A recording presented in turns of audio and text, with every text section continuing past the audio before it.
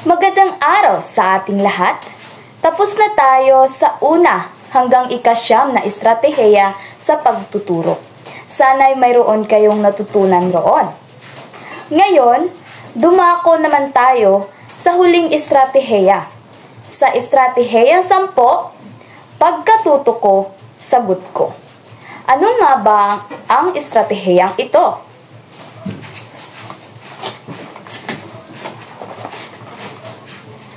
Sabay-sabay nating basahin. Ang estratehiyang pagkatuto ko, sagot ko ay nagsimula dahil sa masinop ng pagkilala ng guro sa kanyang mag-aaral. Ang pagtukoy sa individual ng pagkakaiba-iba ng mga mag-aaral ay lubhang makabuluhang estratehiyang ito. Gagamit ang guro ng mga pamamaraan at teknik na hindi karaniwang ginagawa sa loob ng klase. Ito ay nagsasalig sa mga simulain ng independent learning na naging makatotohanan lamang kung ang mga mag-aaral ay may mataas na antas na motibasyon. Ang estratehiyang 10, pagkatuto ko, sagot ko, ay isang pamamaraan ng pagtuturo na nakatuon sa independent learning. Ang estratehiyang ito ay nagpapahalaga sa kakayahan ng mga mag-aaral na matuto ng malaya sa pamamagitan ng pagsaliksik, pagsusuri, at pagbabahagi ng impormasyon. Ngayon, dumako naman tayo sa batayang teoretiko. Ang estratehiyang ito ay nakabatay sa mga paniniwala ni Charles Wedemire sa taong 1971 nang tunguhin ng edukasyon ay dapat magbigay ng diin sa pagkatutong nakapokus sa mag-aaral. Kailangang turuan ng mga mag-aaral ng mga kasanayan at pagpapahalaga ng kapaki-pakinabang upang sila ay maging malaya sa proseso ng pagkatuto kahit sa labas man ng paaralan. Ngayon, ano nga ba ang batayang teoretiko na ito? Sa paniniwala ni Charles Wedemire na dapat nakatuon ang edukasyon sa mag-aaral, kung saan binibigyan sila ng kasanayan sa pagsusuri at pagpapahalaga sa mahalagang impormasyon.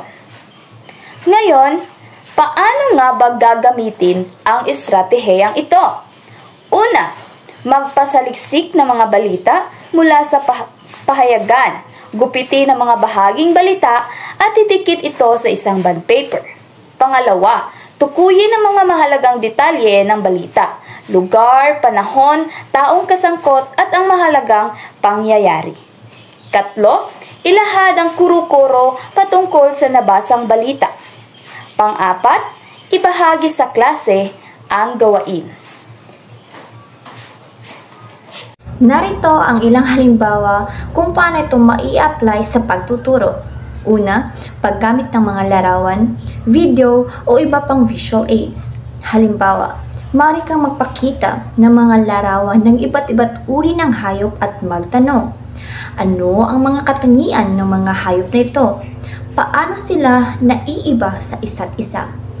Ang mga visual aids ay nakakatulong sa pag-eengganyo ng mga mag-aaral at nagbibigay ng mas malinaw na konteksto para sa pagtatanong. Pangalawa, paggamit ng mga laro at aktibidad. Halimbawa, maaari kang maglaro ng charades gamit ang mga pangalan ng mga bayani sa kasaysayan. Ang mga laro at aktibidad ay nakakatulong sa pag-eengganyo ng mga mag-aaral at nagbibigay ng mas masaya at interactive na paraan ng pag-aaral. Pangatlo, pagtatanong sa pagtatapos ng aralin.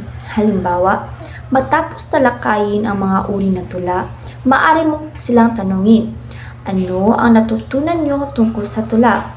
Paano nyo mai-apply ang mga natutunan sa pagsulat ng sariling tula?